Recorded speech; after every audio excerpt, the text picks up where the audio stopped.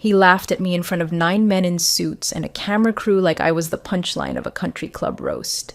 I hadn't even finished the sentence, just mid-sentence, cut me off and said, "I don't care who you are. You're not the one closing this deal." Like I was the janitor who'd wandered into the boardroom. That was the moment I knew this pitch was going to be war. Not just $480 million on the line, not just a record-breaking public-private partnership, not just a deal that could carry our entire firm into the next decade. It was personal now. Craig Donnelly made sure of it. The irony? I built the damn project from the ground up. 14 months of trench work. Late nights, red lines, union negotiations, federal compliance strategy, and hundreds of hours herding subcontractors with egos bigger than their trucks.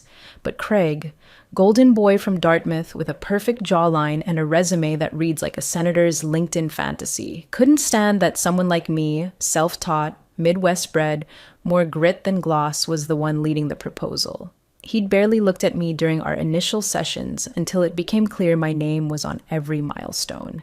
Then he started trying to erase me. Before I go further, if you're listening to this and want more stories like it, don't forget to hit that subscribe button and drop a like. It really does make a difference and helps the team keep telling the stories corporate HR hopes you never hear. Anyway, Craig wasn't subtle. At first, it was backhanded comments. Things like, "Your team does surprisingly clean work for not being Ivy-led," or "You're sharp. Did you go to one of the lesser Ivies?" The first time, I gave him a polite smile and redirected the conversation. The third time, I stopped replying at all. I don't rise to bait. I document it, but it wasn't just him. The power dynamic from the client side was shifting. Craig had been bumped up as interim hiring authority after their original point person retired 2 months early, and suddenly he had teeth. His decisions could sway approvals, and he knew it. Worse, he knew I knew it. I'd been on enough joint federal-private committees to spot someone who wasn't just ambitious, but dangerous. Craig wanted a legacy deal, something he could ride all the way to some White House sub-agency gig. And I was the inconvenient woman standing between him and the ribbon-cutting ceremony. Still, I stayed focused. There's a discipline you build when you've spent your life proving you belong in rooms no one saved a chair for. You keep your hands clean, your files meticulous, your strategy sharper than the smirks they throw your way. I wasn't just representing my firm, I was representing every competent woman who's ever been told to smile while a boy with cufflinks interrupts her for the 5th time in a meeting she led. So I led. Quietly, effectively, and without needing to chest pound. And the pitch? It was coming together. Despite Craig's little interruptions and subtle undermining, the infrastructure package we designed had cleared every internal review, passed state compliance audits, and even gotten a quiet nod from the governor's office liaison. This was going to close. We were in the red zone. But I couldn't shake the feeling, like a wire humming under the floorboards. Craig wasn't done. Men like him never are. And somewhere deep in my gut, I knew. I hadn't seen the worst of him yet. The prep session was supposed to be routine. Walk through with the joint task force, align on presentation flow, finalize talking points before the final pitch. I had our slide deck dialed in to the minute, 10-minute infrastructure overview, 8-minute compliance roadmap, 5-minute Q&A buffer. Clean, tight, no fluff. I had a blazer over my shoulders, hair pulled back, notes in my left hand, coffee in my right. Craig walked in 15 minutes late with a grin like he'd just been knighted, holding court like the goddamn messiah of procurement. I greeted him with a firm nod, launched into the timeline, and didn't even get through the second slide before he cut me off with that high-pitched scoff some men use when they want the room to know they're above whatever's happening. "Let's not waste time," he said, rolling his eyes toward the ceiling. "I don't care who you are. This is getting fast-tracked, not debated." Silence fell like a slap. Even the junior consultant from DOT stiffened in her seat. I didn't flinch. I just stared at him, then clicked to the next slide like I hadn't just been publicly gut-checked. My pulse was thunder, but my voice didn't crack. I said, "Noted. Slide 3, timeline revisions per federal compliance." He smirked, like he'd won something. After the meeting, my inbox pinged with his follow-up. It looked innocent to the untrained eye. "Appreciate the detail, but please leave final sign-off routing to leadership. No need to get too involved in policy layers. Stick to your strength zones." That emoji was the cherry on top. Just enough plausible deniability to dodge HR if I raised a flag, but every line reeked of condescension. Stick to your strength zones. I wrote the zones. I enforced the zones. I'd buried 2 failed deals under those zones and still slept fine. That night, I opened a new folder on my hard drive. Donnelly, interactions, time-stamped, indexed.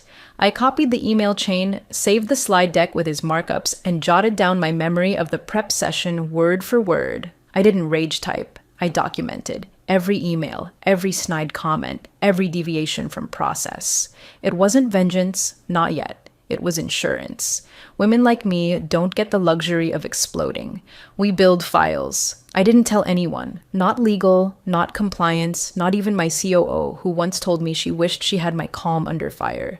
There was no fire yet. Just smoke curling at the edges. But that smoke was familiar, and I knew where it led. It was a Tuesday morning when I realized Craig had moved from snide to strategic. I was halfway through budget reconciliation when my junior infrastructure lead, Maya, forwarded me an email with the subject line, "Next steps." It took me a second to register what I was looking at. Craig had emailed her directly on her personal account, pitching a career opportunity to join the client team post-deal. He wrote like it was a casual favor. "Your insight's been invaluable. We're planning an internal reshuffle, and I'd love to get your input. Strictly confidential, of course." But it wasn't subtle. He included phrases like future leadership trajectory and you'd be better utilized on the policy side, and then, just bold as brass, this would be a clean lateral post-contract, no conflict if it's kept quiet. Except he didn't BCC it properly. Somehow he'd accidentally included a second recipient in the thread, a deputy coordinator from our client's compliance team, someone I'd worked with before, someone who knew damn well what that kind of language meant. I didn't respond. Not to Maya, not to Craig, not even to the accidental CC. I just saved it, added it to the folder. I told Maya to keep her head down and forward me anything else that even hinted at side-channel communication. She nodded, clearly rattled. I could tell she didn't want to be part of whatever game he was playing, but she was young and Craig was dangling status like bait on a hook, the kind that leaves a scar even if you don't bite. Later that same day, around 7:42 p.m., I remember the timestamp because I stared at it like it was a gun pointed at my career. I got an email directly from Craig. No subject. Just one line in the body. "Get out of the way or get buried. This is my deal now." No signature. Just that. Like we were in some noir film and he thought he was the corrupt cop with a badge and no conscience. I didn't reply. I printed it. Twice. Once for the file, once for my lawyer. See, tucked into the third appendix of the deal's draft was a clause. A quiet little paragraph that most people would skim unless they'd spent years navigating procurement red tape. It was part of the Conflict Disclosure Protocol, Section 14C specifically.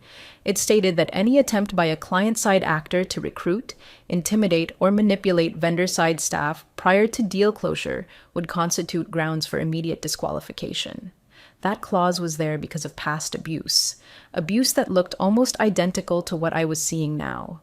I stared at the printed email in my hands, teeth clenched so tight my jaw cracked. Rage doesn't feel like fire. It feels like gravity, like every bone in your body pulling inward at once. I could have walked into the CEO's office right then, dropped the letter on her desk, and lit the whole deal on fire. But I didn't. Not yet. There's a timing to this kind of war, and Craig had no idea he'd just handed me the fuse. Instead, I picked up my phone and called our general counsel.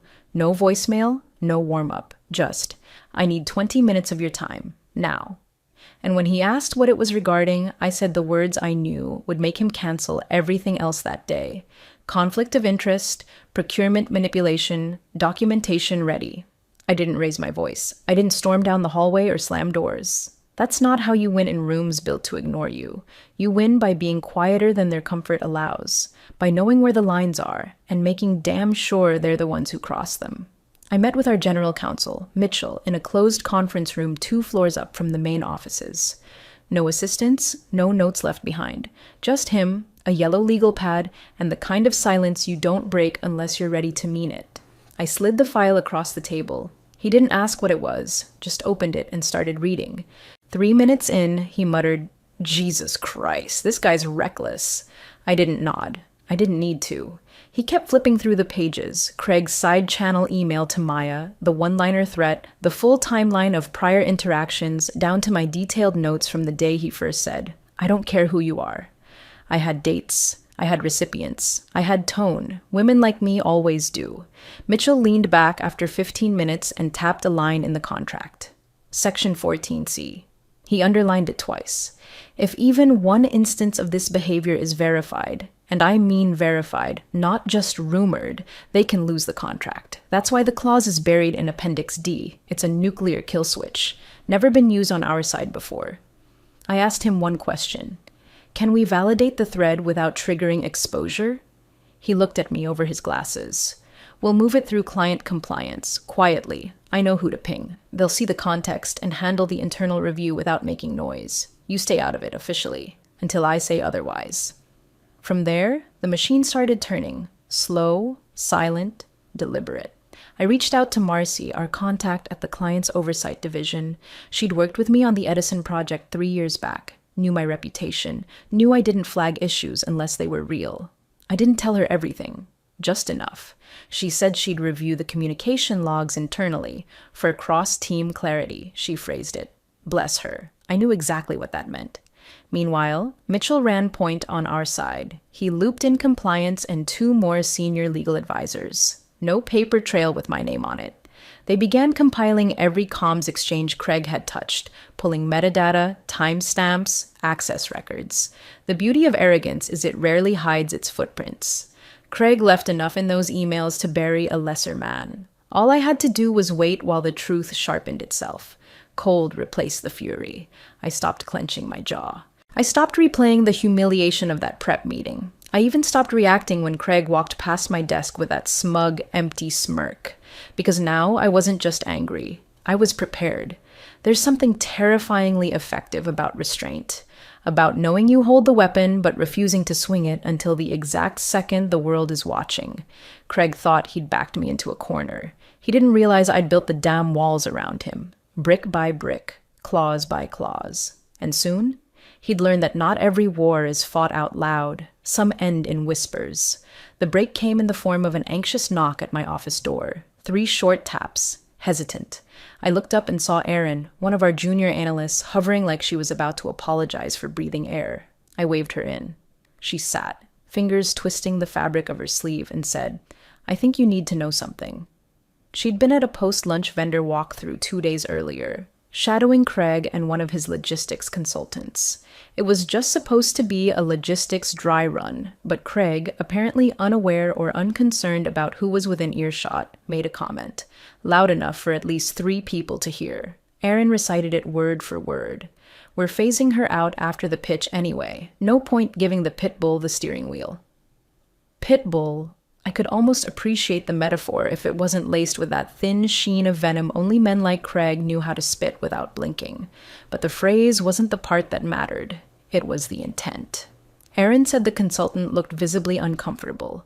One of the vendors, a neutral third party, reportedly blinked hard and stepped away like he wanted no part in what was clearly a setup, which meant there were witnesses, which meant we had confirmation, verbal threat, premeditated removal of a vendor lead mid-procurement. That, paired with his emails, wasn't just unethical. It was scorched earth disqualifying. I thanked Erin, reassured her she wouldn't be named or exposed, and documented everything in bullet point detail. Location, date, time, people present, phrasing, body language. The file was now 52 pages long. What started as a gut instinct was now a precision-aimed dossier.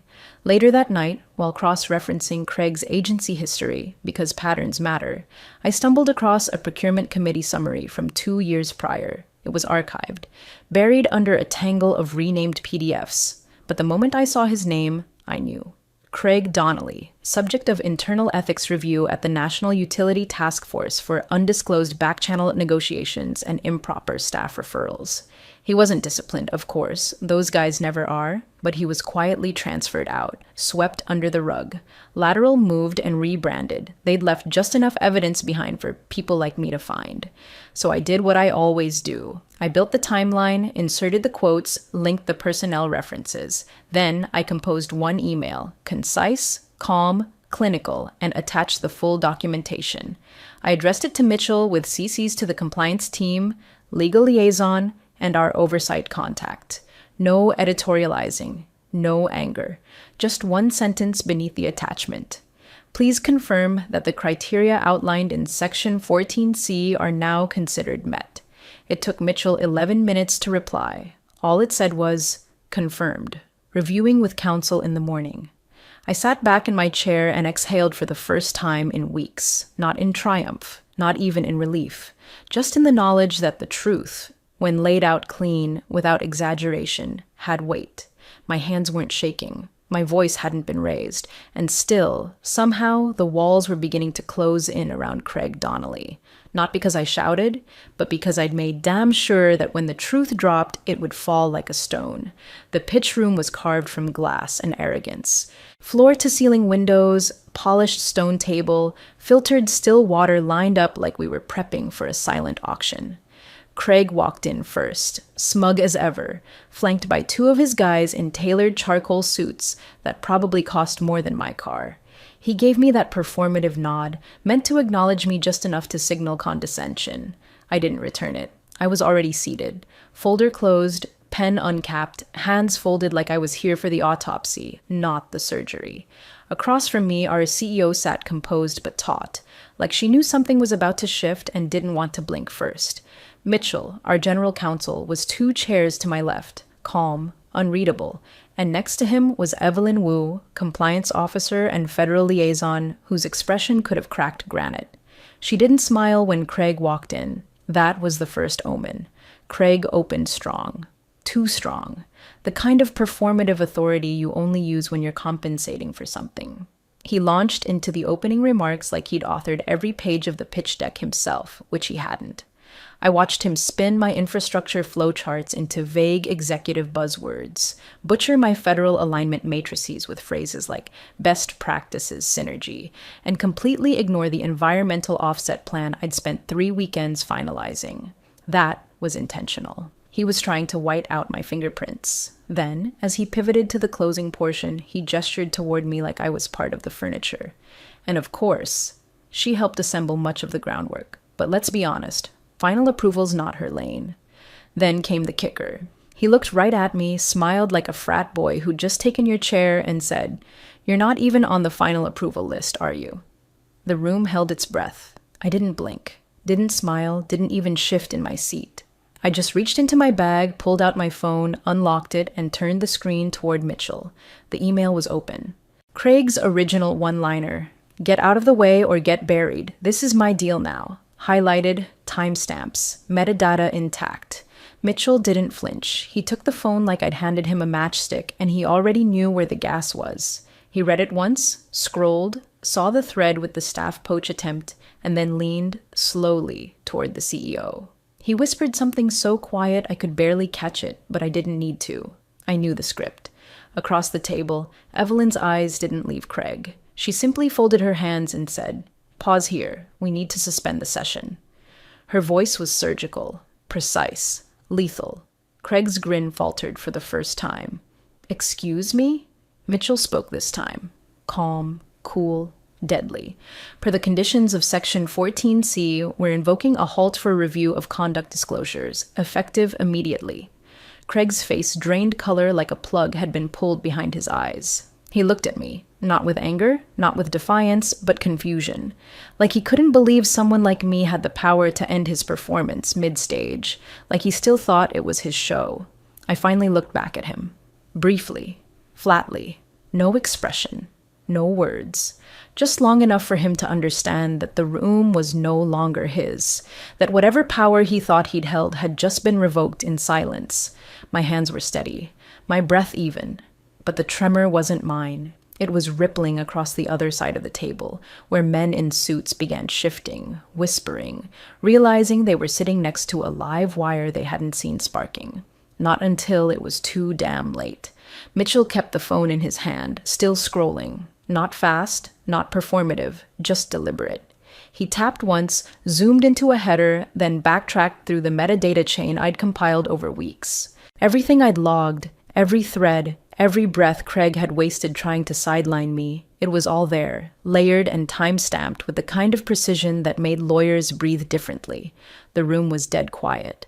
Then came the whisper. Soft, low, designed not to travel far, but it landed like a verdict. Mitchell leaned toward our CEO, eyes still on the screen, and said, "Kill the deal. Now." Our CEO blinked once. That was it. No gasp, no dramatic hand signals, just one blink, then her hand moved, 2 fingers tapping the table, signaling to the moderator. She leaned forward and said, voice flat as a courtroom door, "We're halting the pitch. This matter is now under formal compliance review." Craig's lips parted like he wanted to protest, but the words got stuck in his throat. I saw it, the split-second reckoning behind his eyes. He still hadn't seen the hammer, but he could feel the air shift, heavy with consequence. Evelyn didn't wait for him to catch up. "This meeting is suspended. I'm requesting the room be cleared immediately," she said, already rising. "Please leave all documentation materials in place. Phones off. We'll follow up with your counsel." Craig stood but didn't move. He looked like someone had yanked the wiring out from behind his skull, pale, static, hands twitching at his sides like they didn't know what to hold on to anymore. Everyone else in the room moved in silence. The moderators, the agency reps, the junior execs on both sides. They filed out without a word, the way people do when they know something sacred just broke and no one wants to step on the shards. No one looked at me. No one had to. I stayed seated. I didn't look at Craig. Not yet. Not because I was being kind, but because I didn't need to. I could feel him watching me, waiting for the punishment to look like punishment. But I wasn't going to give him that comfort. This wasn't about performance. This was about truth. Quiet, surgical, unstoppable. As the glass doors eased shut behind the last person and the lights above dimmed to standby mode, I finally let the breath leave my chest. Controlled. Precise. My hands were still folded. My folder still closed. Craig still standing. And I still hadn't said a single word to him. Because when you know the fuse is lit, you don't scream.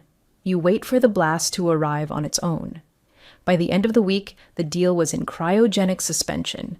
Official language was pending internal investigation of procedural discrepancies. But everyone on the inside knew exactly what it meant.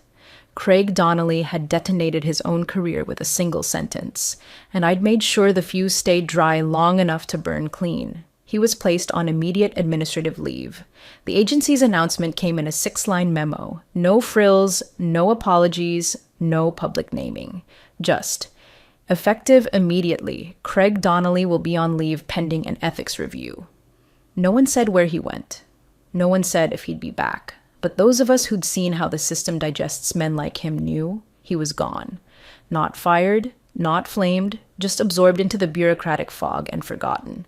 What surprised me wasn't how fast it happened. It was how fast the pivot came next. 3 days after the suspension, Evelyn Wu called my CEO directly. The call lasted 9 minutes. Afterward, my CEO walked into my office, shut the door, and sat down like she'd just been handed a new universe to map. She told me that the Oversight Division, the same team that had watched Craig implode in real time, was offering us a smaller but direct private contract. Infrastructure consultancy. No middlemen, no pitch circus. Quiet money, long-term trust, clean channels.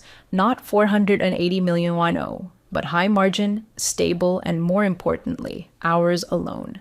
They didn't want flash. They wanted competence, documentation, systems that wouldn't collapse because one man needed to be the loudest in the room. In other words, they wanted what I'd quietly built while someone else tried to bury me under his ego. I didn't say much in that meeting, just nodded, took the new draft, read the red lines, noted the clause they'd added near the back. All vendor-facing personnel must comply with Section 14 standards. Breach will result in contract voidance without arbitration. It was basically the Donnelly Clause, written so it'd never happen again. There was no applause, no champagne, no headline, just a quiet moment where I walked back to my desk, opened the new folder, and moved everything from Donnelly interactions into an encrypted archive. Closed the tab, sat back. Closure doesn't always feel like justice. Sometimes it just feels like the absence of resistance. No more fire to put out, no more breath to hold. Just the stillness after impact when you realize the system worked, not because it wanted to, but because someone held the line long enough for the truth to catch up. I didn't need vindication. I didn't need a parade. I needed Craig out of the way. And now, he was. 3 months later, a single line update appeared in the agency's public staffing directory. Craig Donnelly, status terminated. No press release, no scandal, no fall from grace expose to splash across the procurement gossip blogs. Just a quiet erasure, like he'd never existed inside the system he once believed bent to his pedigree. I found out the same way everyone else did, buried in a Monday morning update packet from the Oversight Division. But unlike everyone else, I also got something more. A letter, handwritten, delivered in a plain envelope, no company seal, no return address, just my name. Inside was a single sheet of thick linen paper, signed by the chair of the Oversight Board. It wasn't long. It didn't gush. It simply said, "Sometimes systems only work because people like you insist they must. Thank you for holding the line." I didn't frame it. I didn't post it. I slid it into the back of my file drawer behind the project records and policy templates, not because I didn't value it, but because I didn't need it to prove anything. The proof was already baked into the new contract language. Section 7B, tucked neatly under the vendor conduct provisions. All vendor interactions are subject to review by prior named individuals with decision authority. One line. No bold font, no citation, but I knew what it meant. They'd written me into the system, not as a name, but as a safeguard. Quiet leverage, formalized. I never got public credit. The award ceremony skipped me. The press announcement named departments, not people, but I saw the compliance footnotes. I recognized the wording. I saw where the new policies mirrored the documents I'd spent nights curating. I saw where the teeth had been sharpened. That was enough. The final time I passed through the pitch wing of that glass building, I was headed to a smaller strategy session. Nothing flashy. I had my folder under one arm and a coffee in the other. As I walked past that gleaming room Craig once tried to claim, I paused for a second. The chairs had been rearranged, the screens replaced. The table looked bigger now somehow. Emptier, too. I didn't smile, I didn't sneer. I just walked on by, boots quiet on the marble floor, breath steady, heart unchanged, because power doesn't always come with applause. Sometimes it's just the right to walk out without looking back. You don't need to raise your voice when you're the one who signs the silence.